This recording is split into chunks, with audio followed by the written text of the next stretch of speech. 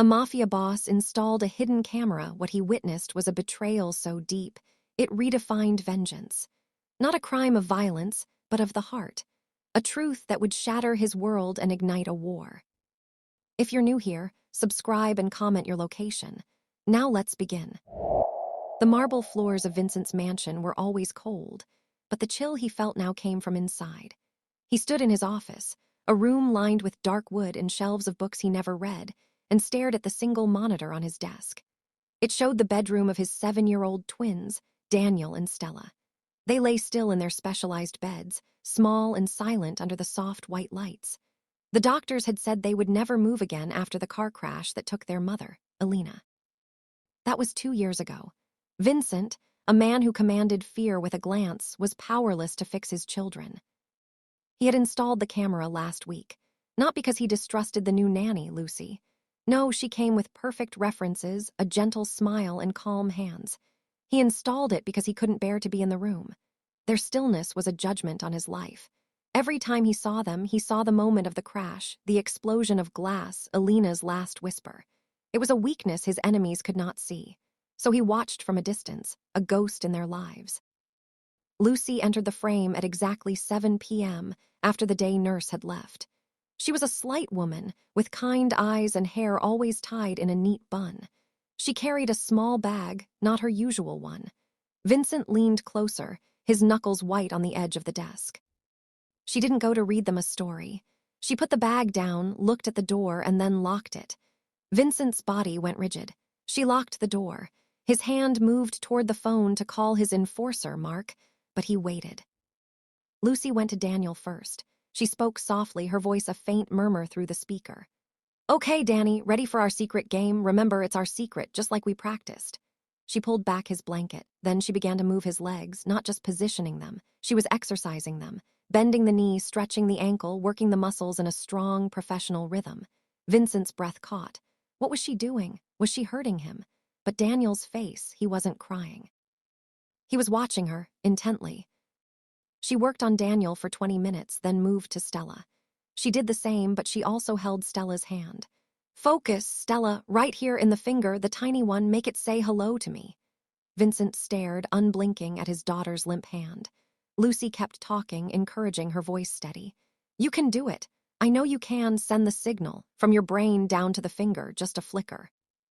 Nothing happened. Lucy smiled, not disappointed. "We'll try again tomorrow. You're getting stronger. Both of you are." She covered them up, unlocked the door, and left as quietly as she came. Vincent sat in the dark. Rage, hot and immediate, boiled in his stomach. How dare she? How dare she give them false hope? How dare she touch them without permission? He would have her dealt with, tonight. He picked up the phone. But he didn't dial. He just watched the screen. The children lay there. And then Stella's head turned, just a little, toward her brother. It was a movement he hadn't seen in 2 years. It wasn't a spasm. It was deliberate. He didn't sleep. He rewound the footage. He watched it again and again. The precision of Lucy's movements. The children's alert faces. That tiny turn of Stella's head. This wasn't cruelty. It looked like therapy. Forbidden, secret, intense therapy. The next night he was ready. He watched Lucy repeat the routine, the exercises, the soft commands. And then, during Stella's hand session, it happened. Lucy whispered, "Now, Stella, show me." And the little finger on Stella's right hand twitched. Once, then twice.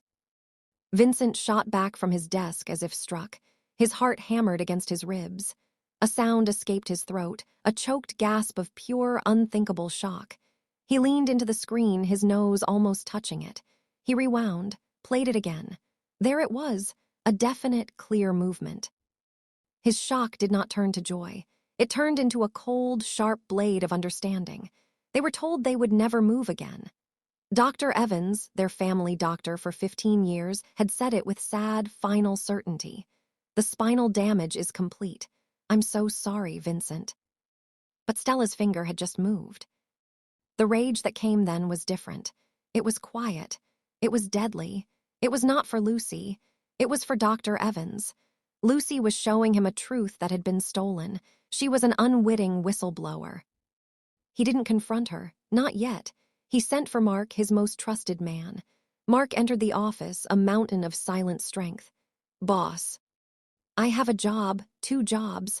First, I want everything on the new nanny, Lucy. Everything. Where she was before what she did. Go back years. Second, put Dr. Evans under surveillance. Quietly. I want to know who he talks to, where he goes, what he does. No one is to know. Mark nodded. Consider it done. 3 days passed. Vincent watched the secret therapy sessions each night, a secret witness to a secret rebellion. Each night, he saw more. A slight bend in Daniel's knee during exercises, a stronger twitch from Stella. Hope, a dangerous and fragile thing, began to crack the ice around his heart. Mark's reports came in. Lucy's file was clean, too clean, but deep digging found it. She wasn't just a nanny. She was Lucy Morrow, a licensed physical therapist. She had worked at a top neurological rehab center. She left after a patient, a child, died under the care of her superior. The report cleared her, but she was broken by it. She vanished from the professional records, becoming a nanny. She was hiding from her own past. The report on Dr. Evans was more interesting. The doctor was gambling, heavily. He had massive debts, and he had recently paid off a large chunk of them. The source of the money was a shell company. Mark was tracing it. Vincent needed to talk to Lucy. He chose the afternoon in the children's room. He walked in, making no sound. She was reading to them, her voice soft. She looked up and saw him. For a fraction of a second, he saw fear in her eyes. Then it was gone, replaced by her calm, professional mask. Mr. Rossi, is everything all right? Leave us, he said, his voice low. She stood up, hesitant, looking at the children. I'll be right outside. When the door closed, Vincent walked to Stella's bedside. He looked down at his daughter. Her bright blue eyes looked back at him. Stella, he said, his voice rough. Can you move your finger for me? Stella's eyes flickered toward the door where Lucy had left. She looked scared. It's okay, Vincent said, a tone he hadn't used in years. Our secret. Stella stared at her hand. Her face scrunched with effort. And then the little finger on her right hand curled inward. Just once. Vincent felt the world drop out from under him. He reached out and took her hand. It was warm. Daniel, he looked at his son. Daniel, watching intently, slowly moved his eyes down toward his own hand. His index finger tapped the sheet. Tap, tap. Tears, hot and shameful, blurred Vincent's vision. He blinked them away. He was the boss. He did not cry, but he squeezed their hands. Good, he whispered. Very good. He walked out of the room. Lucy was standing against the wall, her arms wrapped around herself. She looked terrified. My office, Vincent said, walking past her. She followed him. He didn't sit behind his desk. He stood by the window, looking out at the guarded grounds. How long? He asked. Mr. Rossi, I can explain. How long? He turned. His gaze was not angry. It was intense, like a searchlight. 2 months, she whispered, since I started. Why? Because they can get better, she said, her voice gaining strength. The first time I moved Daniel's leg, I felt a muscle response. A tiny one. It shouldn't be there if the damage was complete, so I tested more. They have feeling. They have some nerve connection. It's damaged, yes, maybe badly, but it's not gone. They were just lying there. Their bodies were forgetting how to try. I had to help them try. The doctors said it was impossible. Doctors can be wrong, she said, a flash of old pain in her eyes. Or doctors can be paid to lie, Vincent said softly. Lucy went very still. What? Dr. Evans. He told me the damage was permanent. He said there was no hope. He made me believe my children would be like that forever. Vincent's voice was like gravel. Why would he do that? Lucy's hand went to her mouth. Oh my God, you think someone. I know someone, Vincent corrected her. You gave my children hope, Lucy. You also showed me a betrayal. You are not in trouble, but you will tell me everything. And you will not stop what you are doing. At that moment, Mark entered without knocking. His face was grim. He glanced at Lucy. Boss, we need to talk. She stays. She's in this now. Talk. Mark nodded. The shell company that paid Dr. Evans's debts, it's a front. The money trail is messy, but it leads back to the Scaletta family. A cold fury settled over Vincent. The Scalettas, his main rivals. This was their move. Not a bullet, not a bomb, something crueler. Trap him in grief. Keep him weak, distracted, broken while they chipped away at his territory. They used his children. "Where is Dr. Evans now?" Vincent asked. "At his private clinic. He has an office there until 8. Vincent looked at Lucy. "You will stay with the children. Mark will leave 2 men outside their door. No one gets in but you. Do you understand?" She nodded, her face pale but determined. Vincent put on his coat. Time for a house call. The clinic was quiet. Vincent and Mark walked in like they owned the place. A nurse tried to stop them. "Sir, you can't." Mark simply looked at her, and she stepped back, silent. Dr. Evans was at his desk, writing notes. He looked up, a friendly smile on his face that froze when he saw Vincent. "Vincent, this is a surprise. Is everything all right with the children?" Vincent closed the office door. He didn't sit. "They're interesting, doctor. They're starting to move." Dr. Evans's face went slack with shock. It was real. Then it shifted, a forced smile. That's wonderful. Spontaneous recovery can sometimes." "It's not spontaneous," Vincent interrupted, his voice flat. "It's hard work, the kind of work a physical therapist would do, the kind of work you said was pointless." "Now, Vincent, I based that on the MRI scans, the tests." "The tests you controlled," Vincent said, taking a step closer. "The scans you read, the second and third opinions you arranged, all saying the same thing. No hope." Vincent leaned on the desk, his face close to the doctor's. "I have a problem, Paul. I found out you had big gambling debts. Then, miraculously, they were paid by a company connected to the Scaletta family. Explain that to me." Dr. Evans's face crumpled. The color drained away. "Vincent, they threatened my family, my daughter. They said if I didn't make sure you were preoccupied, they would hurt her. They said it was a mercy, to let you believe there was no hope so you wouldn't put the children through painful treatments for nothing." "A mercy," Vincent repeated, the word tasting like poison. "You condemned my children to a prison for a mercy." "What was I supposed to do?" Evans whispered, tears in his eyes. "You were supposed to come to me," Vincent roared, slamming his hand on the desk. The doctor jumped. "I am the monster they fear. You think the Scalettas are scary? You sold my children's future and you came to work every day and you looked me in the eye." Vincent stood up straight, breathing heavily. The rage was a living thing in the room. "Where is your daughter now?" "Away at college, in Europe." "Good, she stays there. You will call her.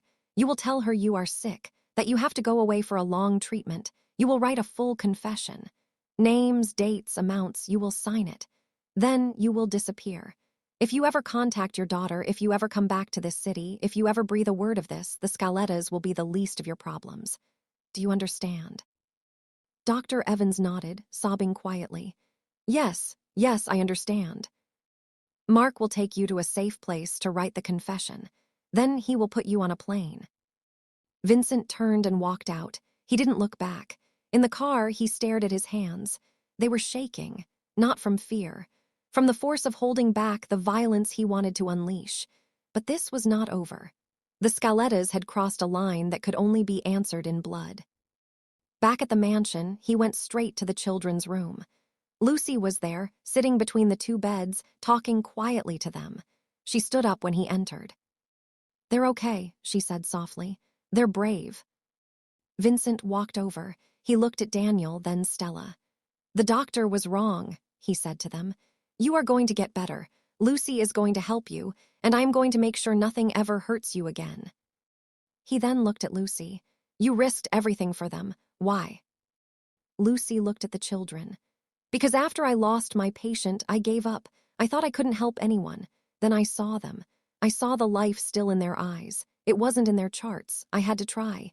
Even if it meant losing this job, even if it meant you got angry, I had to try." Vincent saw not just a nanny, but a woman who had been drowning in her own grief, just like him. She had chosen to fight instead of sink. She had given his children a weapon, hope. "The people who did this," Vincent said, "they will be dealt with. Until then, security here will be very tight. You and the children will have guards with you at all times. It will not be easy. I'm not leaving them, Lucy said, her voice firm. That night, Vincent didn't watch the camera. He went to the room. He sat in the chair Lucy usually used. He watched as she guided Daniel through his exercises. He saw the strain on his son's face, the incredible effort. He saw the tiny movements growing stronger. Later, when Lucy finished and the children were asleep, she started to leave. Vincent spoke from the shadows by the window. Lucy. She stopped, her hand on the door. Thank you, he said. The words were strange in his mouth, rusty from lack of use.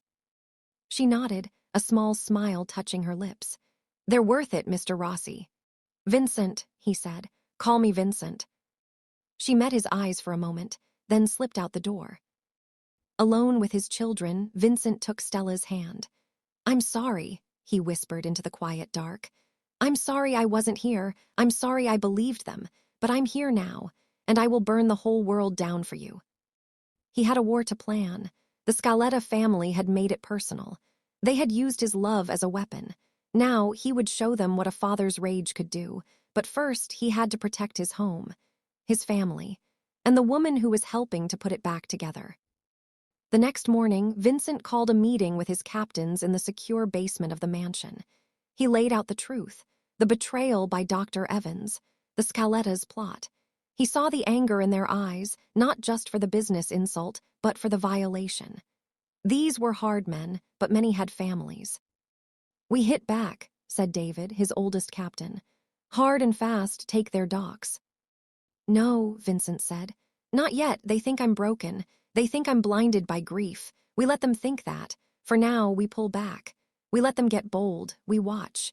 We find every single person involved. The doctor was just the tool. I want the hand that held it. It was a new kind of strategy, one of patience. It was fueled by a cold, clean purpose that his men hadn't seen in him since before Alina died. While Vincent plotted, Lucy worked miracles in the upstairs room. She brought in simple devices, soft balls, stretches, a mirror so the children could see their own progress. Vincent started joining them in the afternoons. He would help hold Daniel's leg during exercises, his large, rough hands gentle for once. One afternoon, Stella, with immense effort, lifted her hand off the bed and let it fall on a large button connected to a music player. A children's song filled the room. She looked at her father, her eyes wide with triumph. Vincent laughed, a real surprised laugh that felt foreign in his chest. He clapped. Daniel smiled, a big, genuine smile. Lucy watched from the corner, her own eyes shining. In that moment, the room wasn't a sick room. It was a home. Later, Vincent found Lucy in the kitchen making tea. They did good today, he said.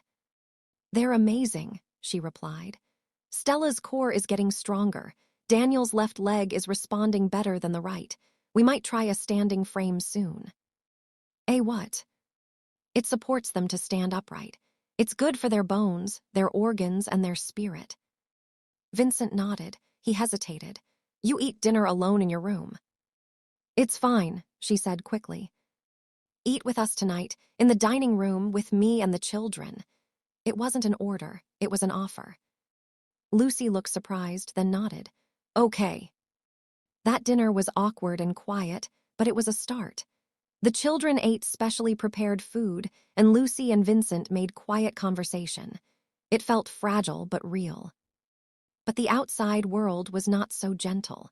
Mark's surveillance reported that Scaletta soldiers were getting brazen, moving into two of Vincent's borderline territories. They were testing him. Vincent gave the order, let them have the spaces, pull our men back without a fight. The message on the street was clear. Vincent Rossi was broken, retreating. The Scalettas celebrated. They thought they had won. Meanwhile, Vincent's men were digging deeper. They tracked the money, the contacts. They identified the Scaletta underboss, a vicious man named Carl Scaletta, as the architect of the plot. They learned Carl had a son he adored, a teenager named Alex who went to a private school upstate.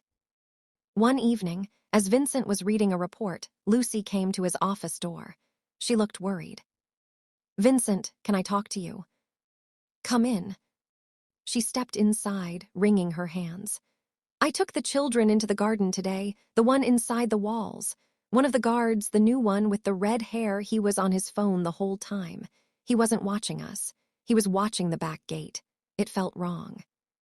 Vincent's senses went on high alert. He had hired new guards recently to replace men shifted to intelligence work. He trusted Mark to vet them, but maybe. Describe him. She did. Vincent picked up his phone and called Mark. Check on the new guard, red hair on the east wall detail. Now, and bring Lucy's file to me, the original one from the agency. 10 minutes later, Mark's voice was tense on the phone. He's gone, boss. Slipped out during shift change. We're searching the grounds. Find him. Vincent looked at Lucy, who was pale. You did good, thank you. Mark arrived with a thin file. Vincent opened it. The references, the background check from the Nanny agency, it all looked perfect. Too perfect, just like before. He pointed to a name on a reference letter.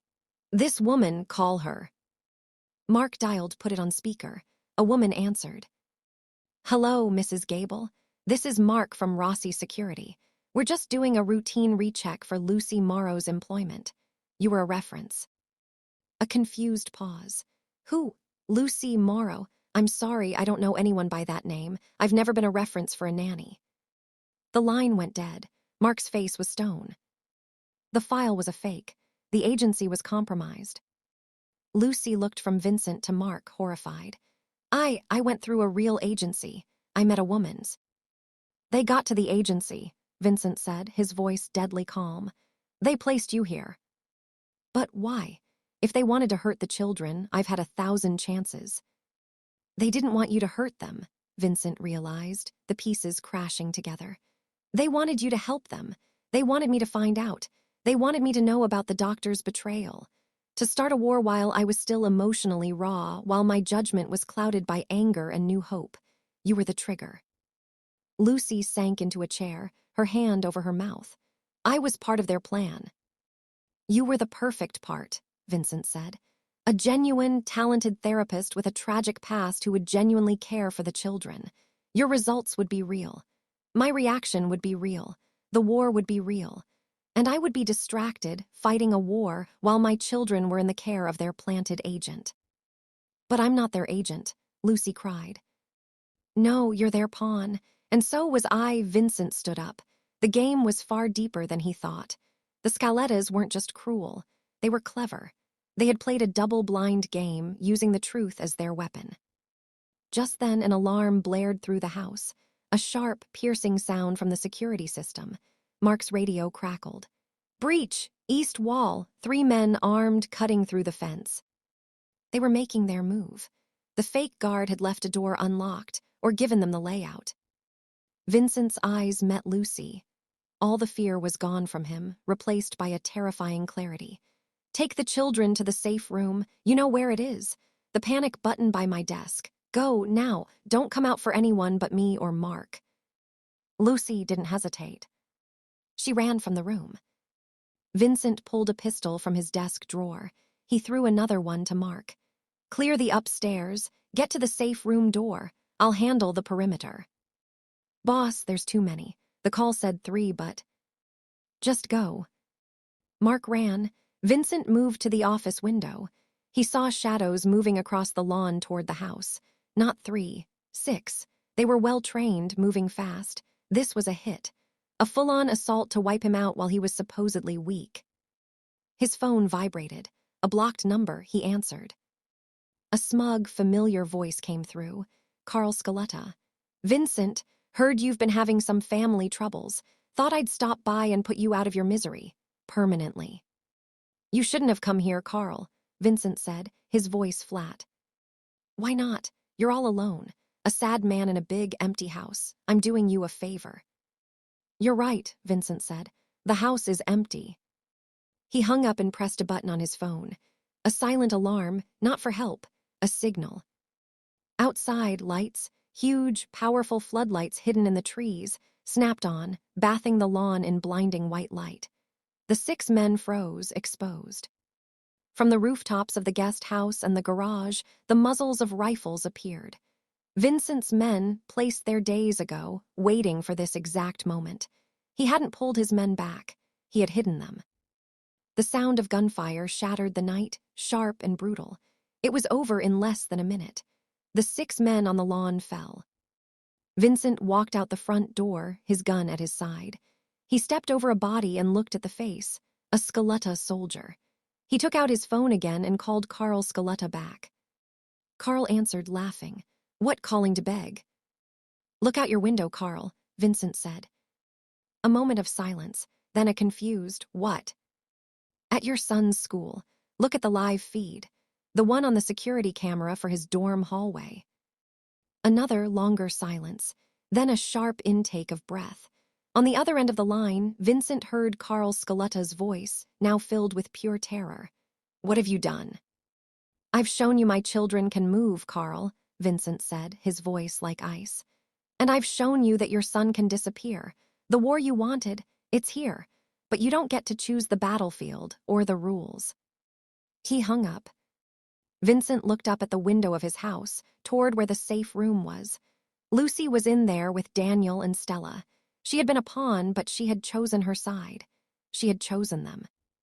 The real war was just beginning. But for the first time in 2 years, Vincent Russey wasn't fighting out of grief. He was fighting for a future, and he would not lose. 2 months later, the war was over. Vincent's display of ruthless precision, showing he could reach Carl Scaletta's son but choosing at the last moment only to scare him, broke the rival family's resolve. Negotiations were brief. The Scaletta territory was absorbed. Carl disappeared into exile.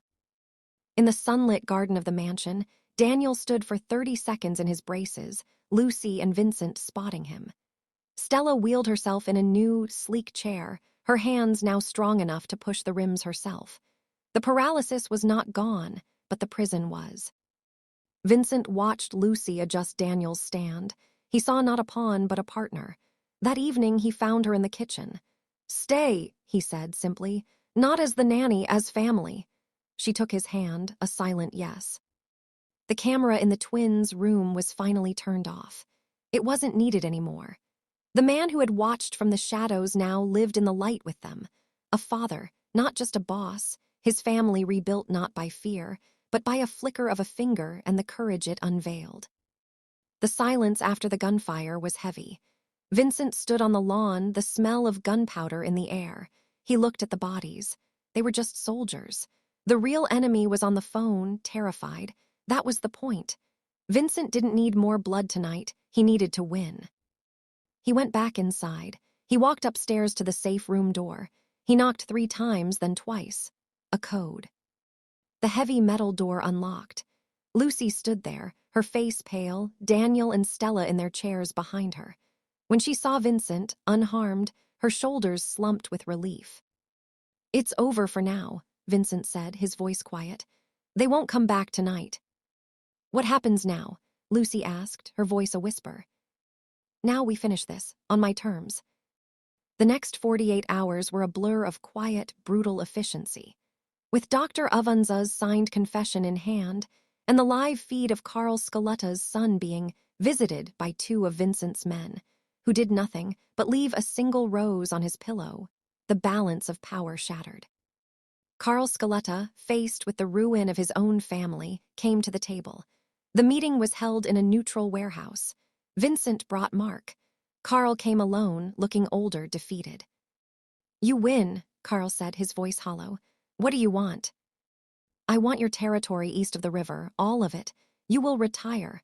Your son stays safe. Your men can work for me or leave the city. If they choose to fight, they will die. That is the offer." Carl knew it was more than he deserved. He nodded. "And my son?"